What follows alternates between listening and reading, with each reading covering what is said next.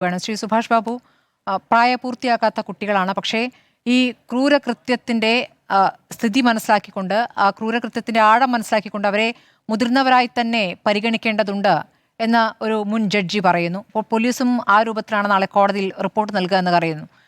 അങ്ങനെ കൈകാര്യം ചെയ്യേണ്ട ഒരു വിഷയമായിട്ടാണോ അങ്ങ് ഇതിനെ കാണുന്നത്? അല്ല, വളരെ ഗൗരവതരമായ കുറ്റം കുട്ടികൾ ചെയ്താൽ പോലും ഇപ്പോഴത്തെ നിയമവ്യവസ്ഥയനുസരിച്ച് അവരെ സംബന്ധിച്ച് വളരെ മൃദു സമീപനമാണ് നിയമത്തിലും പോലീസ് നടപടികളും കേസ് അന്വേഷണമായാലും ശരി, റിമാൻഡ്, അറസ്റ്റ്, റിമാൻഡ് എല്ലാ മേഖലകളിലും ഇപ്പോൾ നമുക്ക് അനുവദിച്ചു തന്നിരിക്കുന്ന നിയമാവലി പ്രകാരം ഉള്ള വ്യവസ്ഥകൾ.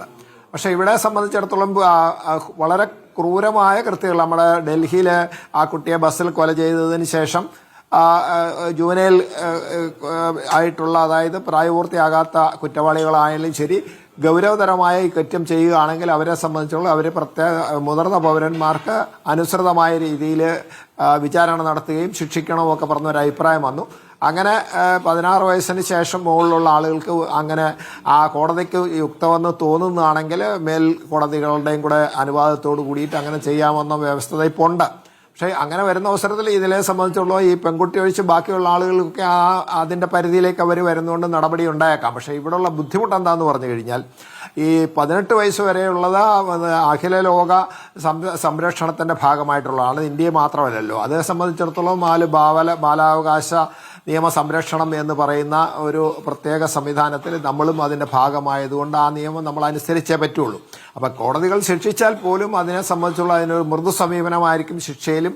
ഇനി അപ്പീൽ പോയാലും അതുണ്ടാകുന്നത്. അതുകൊണ്ട് ഇങ്ങനെ ചെയ്യണം എന്ന് പറയുന്നത് ഒരു സമൂഹത്തിൻ്റെ ഒരു ആവശ്യമാണ്. കാരണം ഇങ്ങനെയുള്ള ഗൗരവതരമായ അല്ലെങ്കിൽ ക്രൂരമായ ഈ കുറ്റകൃത്യങ്ങളൊക്കെ ചെയ്യുന്ന ആളുകളെ വളരെ മൃദുവായിട്ട് കുട്ടി എന്ന പരിഗണന അവർക്ക് അർഹിക്കുന്നില്ലാത്തതുകൊണ്ട് അങ്ങനെയുള്ള പരിഗണനാർഹമായ സമീപനം ആവശ്യമില്ല എന്ന് പൊതുവെ ഒരു വികാരമുണ്ട്.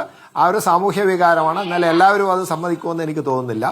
അത് എന്തുകൊണ്ടായാലും ശരി, ആ നിയമത്തിന് തകരാറൊന്നുമില്ല. പക്ഷേ ഇത് ചെയ്യണം. ഇതിനൊരു ഡിസ്ക്രിമിനേഷൻ, ഒരു വേർതിരിവുണ്ടാവണം. കാരണം ഇങ്ങനെയുള്ള കരുതിക്കൂട്ടി ഈ കേസ് മാതിരിയുള്ള ഈ 2 കേസിലും അതുമാതിരിയുള്ള കേസുകളിലാണെങ്കിൽ ഇതേമാതിരി ചെയ്തിട്ടുണ്ടെങ്കിൽ അതിൻ്റെ ഈ കേസിൻ്റെ മുന്നൊരുക്കങ്ങൾ എന്താണെന്നും അതിനുണ്ടായ ഗൂഢാലോചന എന്താണെന്നും പ്രത്യേകമായിട്ട് മനസ്സിലാക്കിയതിൻ്റെ പശ്ചാത്തലത്തിൽ ഇതിൻ്റെ ഗൗരവം തീരുമാനിക്കുക. ആ ഗൗരവത്തിൻ്റെ അടിസ്ഥാനത്തിൽ ഇത് മുതിർന്നവർക്കുള്ള രീതിയിലുള്ള ട്രയലും ശിക്ഷയൊക്കെ നൽകുന്നതിന് അനുസരണമായ ഒരു നിയമത്തിലൊരു മാറ്റം തീർച്ചയായിട്ടും നമുക്ക് വേണ്ടതാണ്. അത് ഇന്നത്തെ ഒരു സാമൂഹ്യ നീതിയുടെ ഭാഗമായിട്ട് അത് വരണം എന്ന് ആഗ്രഹിക്കുന്ന ഒരാളാണ് ഞാൻ.